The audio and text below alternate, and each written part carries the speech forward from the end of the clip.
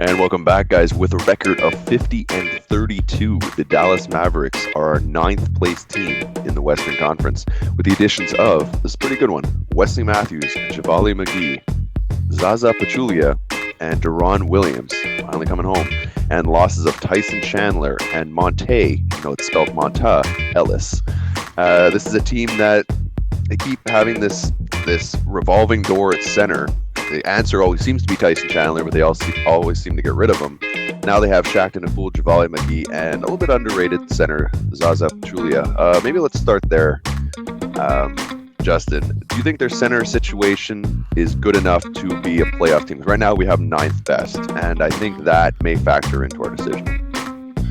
The center position is definitely a big question mark. The other one would be how productive Dirk can be over a regular season. We see that he does still have another gear. He was still an all-star last year, but there was a noticeable drop-off in the level of his play. Chandler Parsons' health is a big concern as well as Wesley Matthews coming off an Achilles injury. I mean, typically it takes about 2 years to get fully back to where he was. So there's a lot of really good pieces here, and I do think Pachulia is going to be able to fill in. He was tremendous last year for the Bucks. Very, very good defensive center. He's going to stay within his role. But the reason that I put the Jazz above the Mavericks, even though they don't necessarily have a point guard, I think they have higher defensive potential. They have higher upside players, especially with Alec Burks coming back. And there's just too many question marks for Dallas. If everything clicks, this is definitely a playoff team. But when you're relying on Deron Williams to kind of turn his career around, you're relying on Wesley Matthews coming off that injury, Chandler Parsons coming off an injury, an aging Dirk, and not the most solid center rotation. It's just too many question marks for me to say this is a surefire playoff team. Listen, I agree with you, and I'm going to make the same argument I made in a quasi way with the Miami Heat in our Eastern preview. I think this is one of those teams, if everyone is healthy and playing, with a full roster, I think this can be a playoff team. I agree with you with your assumptions of the rest. But you know what? Deron Williams was one of the best point guards in the league. His confidence has been shaken. Injuries have hurt him. He may not be the best ever again, and far from it.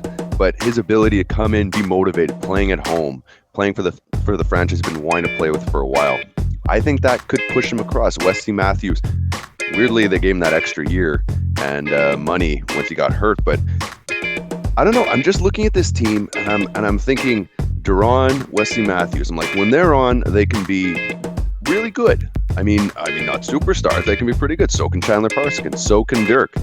And Javale McGee, he's been the laughingstock of the NBA for years now.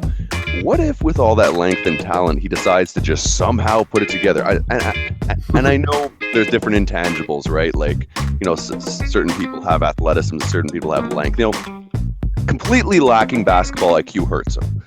But at the same point, I think Zaza will play more than we think. I actually think Zaza is going to play like 2/3 of those center minutes, and I think Javale is just going to be kind of a change of pace guy that comes in.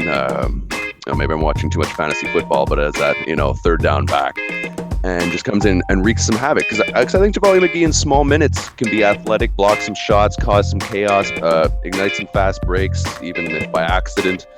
And I think we're going to see a bit of a rebound from Deron Williams. I think he's going to be very motivated. And I think when Dirk looks around, Tyson Chandler was nice and Monte Ellis was a nice scorer. But I like the compliment here. I've always liked Wesley Matthews. I like 3-and-D guys.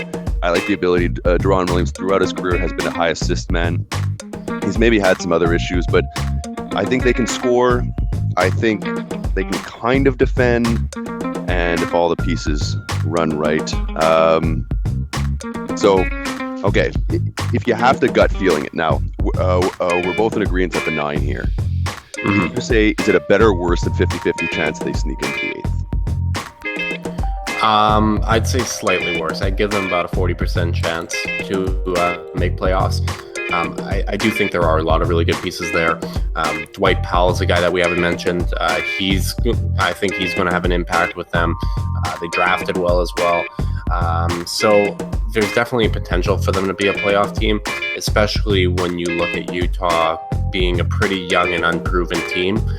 We don't know how substantial their growth is going to be. It's easy to project them to be good, but they still have to prove it. Given the veteran presence on Dallas, how many players have been to the playoffs, even with all their questions, I'd give them about a 40% chance to make it. Yeah, I agree with you there. All right, guys. Well, what do you guys think? Dallas Mavericks, they've been a playoff staple for a while. Dirty Dirk's, seeing the last corral in his vision there. Mark Cuban's trying to stave that off. You agree with us? You don't? 9th overall, hoopsnodge.com. Leave the comments. We'll see you next time.